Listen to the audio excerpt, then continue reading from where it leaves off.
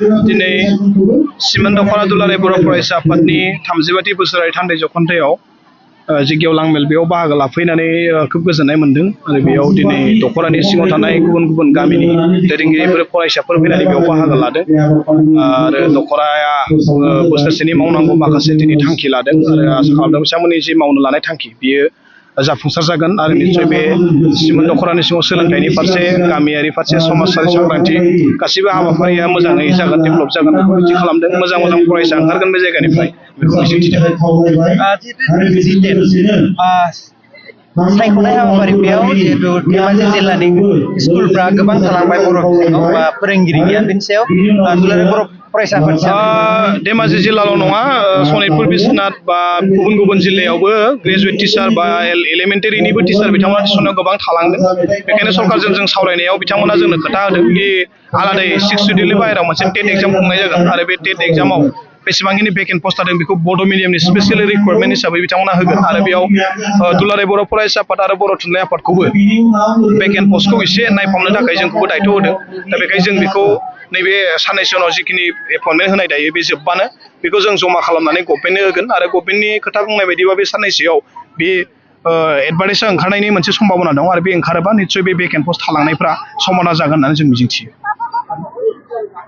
सरकारनाव माबा मोनसे बिनानै एबा दिनै धेमाजि जिल्ला दुलाराय बर' फरायसा आफादनि सिङाव थानाय सिमेन दख'रा दुलाराय बर' फरायसा आफादनि 35थि थान्दै जख'न्थाय बेवहाय आङो थान्दै मेल बेखेवगिरि थान्दै मेलाव बाहागो लानानै आं जोबोद गोजोननाय मोन्दों गोबां जोंनि दख'रानि दैदेनगिरि आरो दालाय आफादनि दैदेनगिरि गामिनि रायजोफोरा फैनानै थान्दै मेलाव बाहागो लाफैदों दा बेवहाय थान्दै मेलनि गेजेरजों आसा खालामदों बिथांमोना थान्दै मेलाव सिमेन दख'रानि सिङाव थानाय बर'नि जेसेबांनाखि जेंनाफोर दङ बे जेंनाफोरनि सायाव थांखि लादों आं बेखौ आसा खालामदों जिहेतु फैबाय थानाय समाव जोङो सिमेन दख'राजों लोगोसे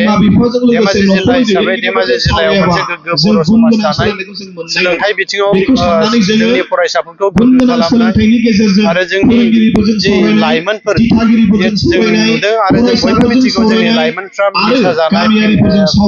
लामायाव बांसिननिफ्राय बांसिन जालांबाय दा बेफोरखौ जोङो होबथानांगौनि थाखाय बन्द' खालामनांगौनि थाखाय दिनैनि थान्दै मेलनि गेजेरजों बिथांमोना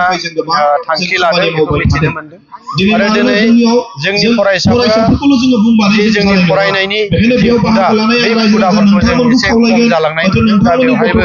फरायनाय आरो थुलुंगाखां होनाय हाबाफारि बिथांमोना 27 बोसोर हाबाफारियाव बेखौ मावलांनायनि जि थांखि हाबाफारि लादों दा बैफोर हाबाफारिखौ लानायनि थाखाय आं सिमेन दख'रा दुलाराय बर' फरायसा आफादनि बिथांमोननिसिम बावथि बिथांमोननिसिम आरो रायजो राजा बिथांमोननिसिम साबायखर बावो जिहेतु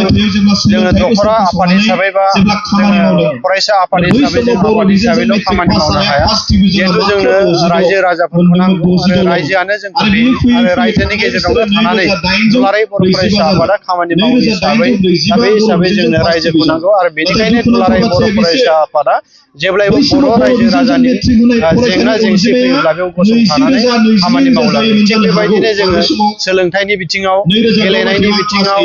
आरो समाज बिथिङाव जों खामानि गोख्रोङै खामानि मावलांगोन होननानै दिनै सिमेन दख'रा दुलाराय बर' फरायसा आफादा दिनै थांखि लानाय जाहैदों दा बेवहाय जोङो दिनै गोबां जोंनि समाजनि गुलाय गुजाय थासारि बेफोरखौ बिथांमोना नोजोर बोनानै समाजखौ गोग्गो खालामनांगौनि थाखाय जे जोंनि गामिनि आफादगिरि नेहाथारि दिनै थान्दै मेलाव बाहागो लादों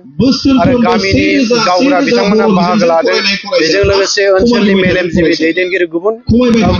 आफादनि दैदेनगिरि बिथांमोना बाहागो लाफानानै गोख्रों मोनसे थांखि लादों जे जोंनि समाजखौ बेले बेजे थासारिनिफ्राय मोनसे आब्रुथि गोनां समाज एबा गामि दानायनि बिथांमोना मोनसे थांखि लादों दा बेनि थाखाय आं जोबोद गोजोननाय मोन्दों बे थान्दै मेलनि सावरायनायनि खोथाखौ बिथांमोननिफ्राय मिथिनो मोननानै जे आसा खालामदों फैबाय थानाय समाव धेमाजि जिल्लानि सिङाव सिमेन दख'रा दुलाराय बर' फरायसा आफादा मोनसे गावनि सिङाव थानाय गामिखौ गोग्गो समाज दानो हागोन आरो सोलोंथाइनि बिथिङाव बर' बिजोङाव स्पेसियेलि बर' बिजोंखौ मोजां थासारियाव लाबोनो हागोन बेखौ आसा खालामो।